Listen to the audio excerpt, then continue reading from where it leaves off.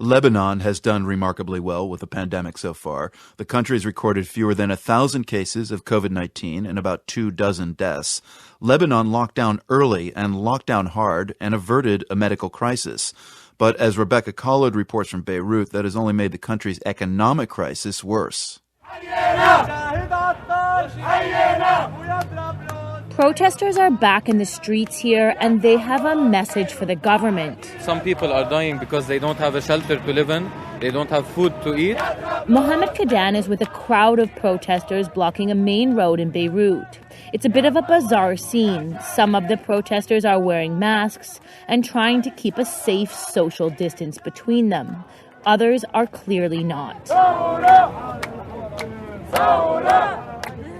They're shouting in the faces of a row of police in riot gear. Smoke is rising from a nearby pile of garbage set on fire by the demonstrators. Another group of police officers is handing out medical masks to protesters, some of whom are carrying gas masks, just in case the police decide to fire tear gas to disperse the crowd.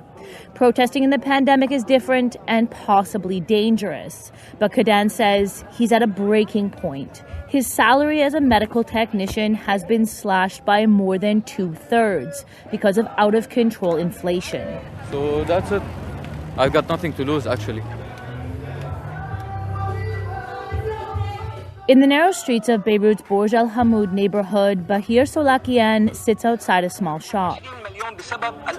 On a portable radio, he listens to the national news, and it's not good. Everyone is not working, and there is no much money, no food. Many families sleep without eating. It's all the people is very poor, very, very, very poor. Solakian works as a security guard. He never thought things would be this bad. Now he's relying on handouts from a local church. A box of food, rice, milk, oil. Solakian says he's never been wealthy, but with his salary, he was able to pay rent and feed his family of 5. As the financial crisis hit in the fall, sparking the first wave of protests, things got harder for Solakian, but he managed. And then, when Corona comes, for example, Canada, United States, or Europe, all government helps for the people. They say stay at home, but they pay them.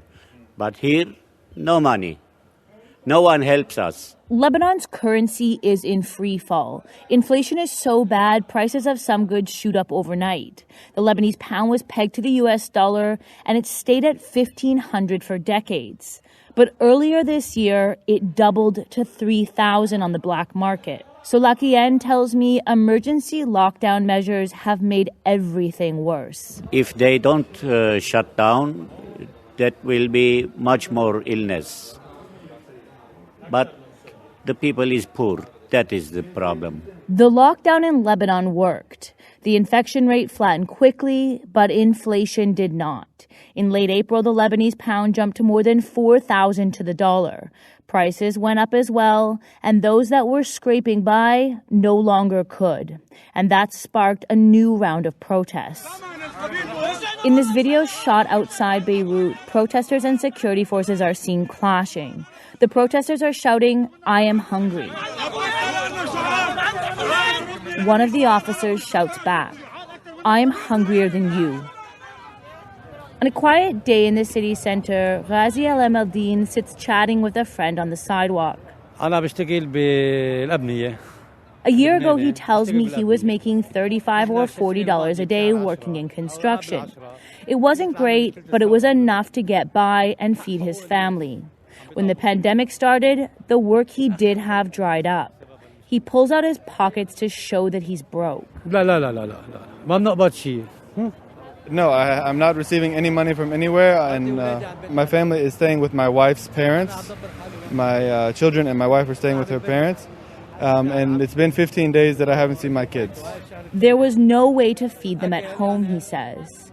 Thankfully, there's a local mosque giving out free meals in the evening for Ramadan. At this point, Alam el-Din's face tightens up as he tries to fight back tears. The situation is tough for everyone now, he says. He says Lebanon is a beautiful country, and his hope is that it will stand on its 2 feet again. For The World, I'm Rebecca Collard in Beirut.